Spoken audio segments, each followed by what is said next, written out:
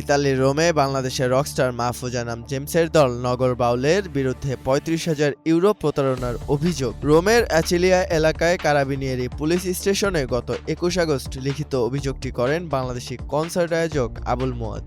অভিযোগে বলা হয়েছে, রোম ও ভেনিসে কনসার্ট আয়োজনের জন্য নগর বাউল জেমসের দলকে মোট ৩৫,০০০ ইউরো দেওয়া হয়েছিল। আর এই অর্থ দেওয়ার বিষয়টি জেমসের দলের ম্যানেজার রুবায়েত ঠাকুর রবিনের সঙ্গে করা চুক্তি বা সমঝোতার সঙ্গে সম্পর্কিত বলে উল্লেখ করা হয়েছে অভিযোগের নথিতে। তবে গুরুত্বপূর্ণ বিষয় হলো, অভিযোগে জেমস নিজে ওই অর্থ গ্রহণ করেছেন কিংবা ব্যক্তিগতভাবে প্রতারণা করেছেন এমন কোনো তথ্য নেই। এদিকে অভিযোগের বিষয়ে জেমসের ম্যানেজার রুবায়েত ঠাকুর রবিন বলেছেন, যে কারো নামে অভিযোগ করতেই পারেন, এর মানে এই নয় যে অভিযোগ মানেই সব প্রমাণিত হয়ে গেছে। তিনি আরো জানান, বিষয়টি যেহেতু এখন আইনি প্রক্রিয়ার অংশ, তাই আইনিভাবেই এর মোকাবেলা করবেন তারা। রবিনের ভাষ্য অনুযায়ী তারা এখন অন্য কোনো বিষয় নিয়ে ভাবছেন না। তাদের পুরো মনোযোগ ২৩ আগস্ট ভেনিসে অনুষ্ঠিতব্য নগর বাউলের কনসার্টকে ঘিরে। তবে ৩৫,০০০ ইউরোর এই অভিযোগকে ঘিরে ইতালিতে বাংলাদেশি সঙ্গীতাঙ্গনে তৈরি হয়েছে নতুন আলোচনা। অভিযোগের সত্যতা কি আর শেষ পর্যন্ত আইনি প্রক্রিয়ায় কি সিদ্ধান্ত আসে, সেটিই এখন দেখার বিষয়। বিজয় চৌধুরী,